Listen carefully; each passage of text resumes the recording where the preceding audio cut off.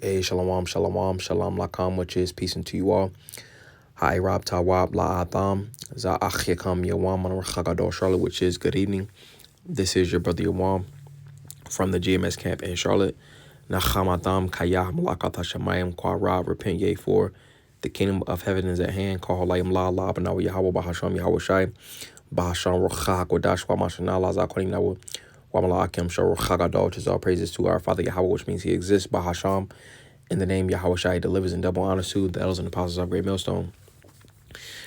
This is an article on Newsweek.com, and it says map shows states with the most so-called UFO sightings. It says California, Florida, and Texas lead the nation when it comes to UFO sightings, according to new data from Enigma Labs. All right, it says generally states with large populations and wide open skies reported with the highest number, according to data by Enigma Labs, based on its crowdsourced reports of so-called UFOs. With the open skies, because when you look at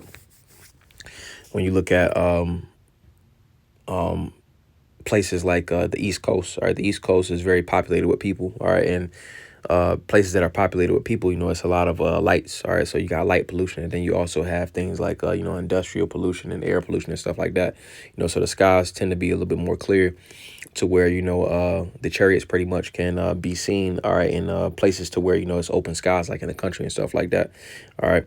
But I just want to go into this, because Esau has this thing to where it's a saying that he goes by: if he can name it, he can tame it, and pretty much or that's their belief. They're pretty much name things, all right, because they fear what they don't understand, all right. So which they understand that it's the angels. They understand that it's the vehicles of the Heavenly Father, all right. But they ultimately do these things to have some type of power, all right. When you look at them calling us, all right, black or Native American and so on and so forth, all right, that gives him some type of power and some type of leverage, all right, for those that subscribe to that way of life, all right.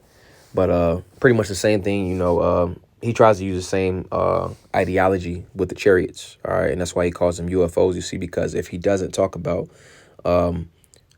what they're actually called and who they're here to see or who they're here to deliver, all right, ultimately, if he doesn't talk about those things, if he puts it to where it's like, oh, they have a name for them, all right, UFOs or UAPs, you see, but they're not ultimately directly speaking on, what's going on with them, then it gives the people something to understand. And then also, he doesn't have to directly speak on it. All right. And that's pretty much what he tries to do. And that's why the scriptures go into how, he uses the right hand of falsehood, you see, because it's a way of deception. All right. But I'm going to read a couple of these excerpts in here and then get a couple precepts. And I don't want to Zabanaya Paulo as well. This is a beautiful edification through the spirit. So it says interest in UFOs, now more commonly referred to by the federal government as UAPs, has surged in recent years following congressional hearings, Pentagon reports, and release of previously classified military footage, in which they had to change the name, you see, because they're identified. All right, so they had to change it into UAPs.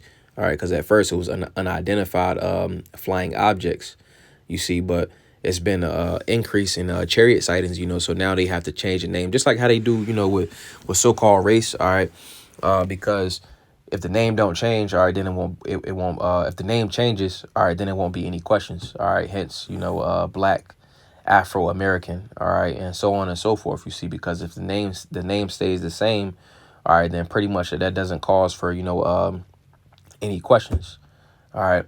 If we was known as, the Hebrews, all right, then, ultimately, it would, because at a certain point in time, it wasn't a question as to who he was, you see, but being that the name changes over several decades, ultimately, that plays forth into his deception, and pretty much he can capitalize on people not understanding, who Esau has in captivity, all right. But it says that attention and pretty much, the same thing, with the chariots, over time, Esau and, even with, his cities, a lot of the cities don't have keep the same name, you see, because a certain vibration comes with that. All right. So it says the attention researchers say may also be driving higher public reporting rates, especially in states with large populations and active online communities, so it's more questions. All right. So it says what to know. It says California, which I'm not gonna go into this article. All right.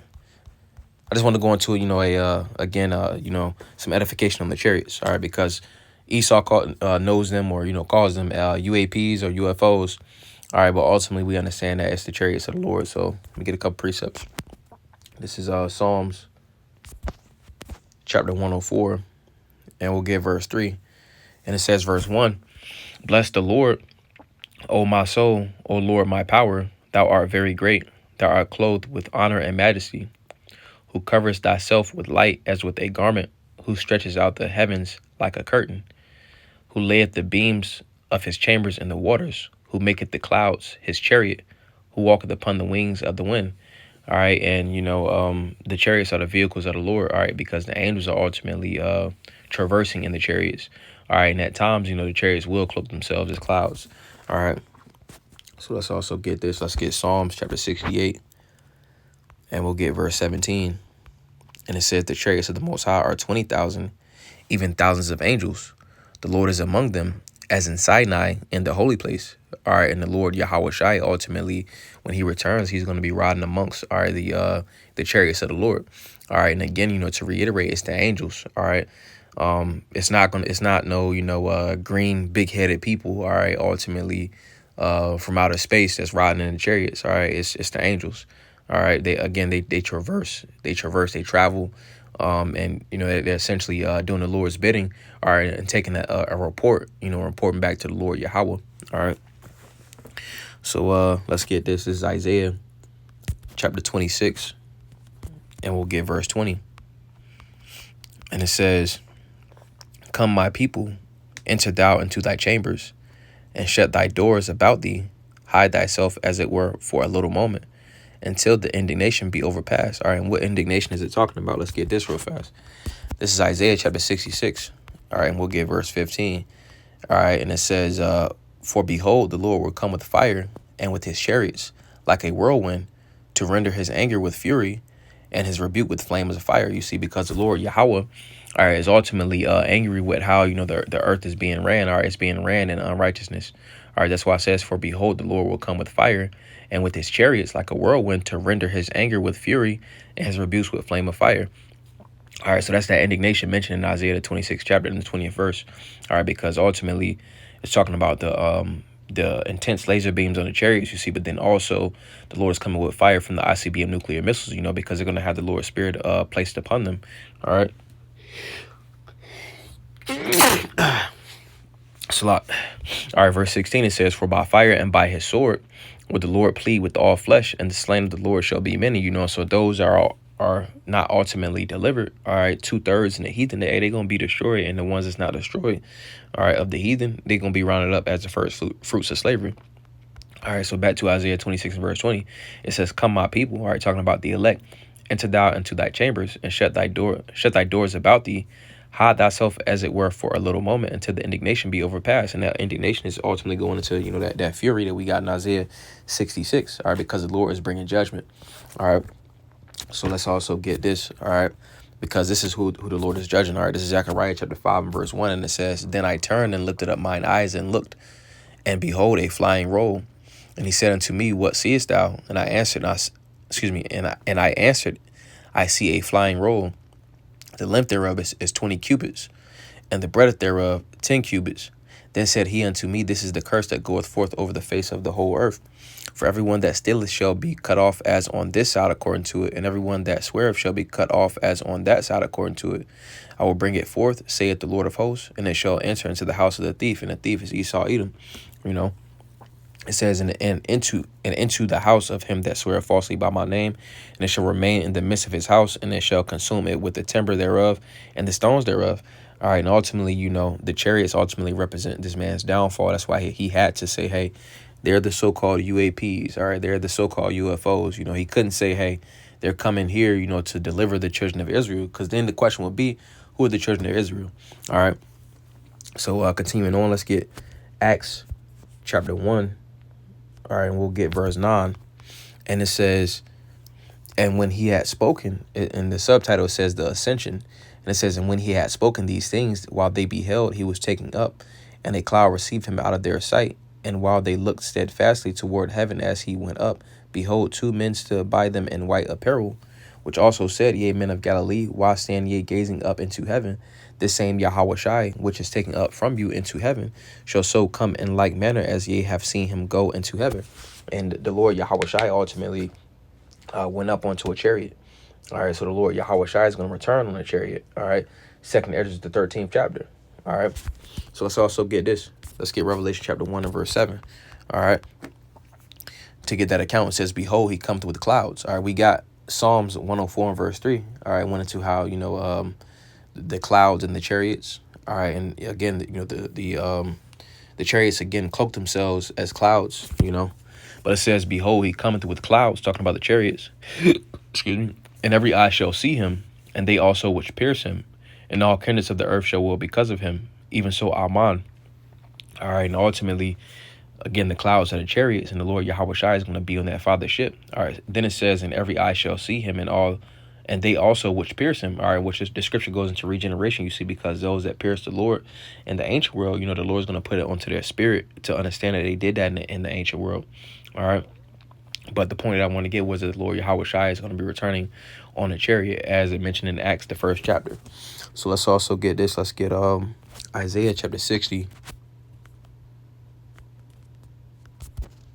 All right, let's get verse 8. And it says, Who are these that fly as a cloud and as the doves to their windows? All right, and this is talking about the chariots again, because ultimately the chariots cloak themselves as clouds. All right. Let's grab Revelation chapter 11. We'll get verse 12. And it says, And they heard a voice from heaven saying unto them, Come up hither. And they ascended up into heaven in a cloud, and their enemies beheld them. All right, and that ultimately goes into Wisdom of Solomon, the 5th chapter. All right, Isaiah 26 and 20. All right, going into those chambers, because the elect is ultimately going to be protected from the destruction. All right, that's why it says, Come up hither. All right, let's get a quick precept. This is Wisdom of Solomon,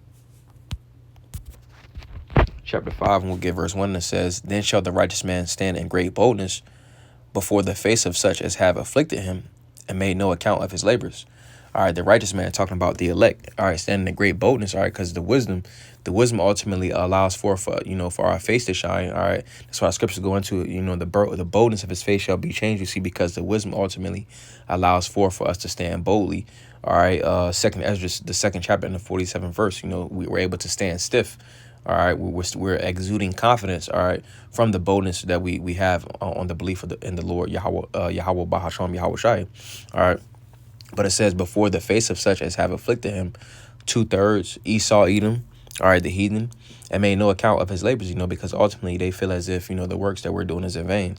All right, verse 2, it says, When they see it, they shall be troubled with terrible fear, and shall be amazed at the strangeness of his salvation so far beyond all that they look for. All right, because ultimately they felt as if, we were just niggas in bed sheets. All right, they felt like, all right, whatever we was talking about, they felt like we ain't had the truth.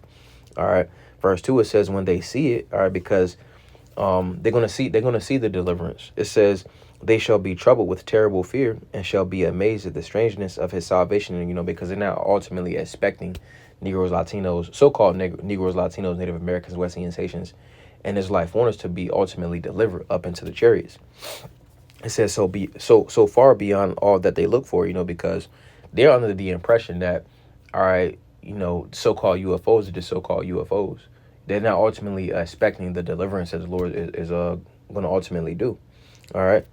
It says, verse 3, And they repenting and groaning for anguish of spirit shall say within themselves, This was he whom we had sometimes in derision and a proverb of reproach.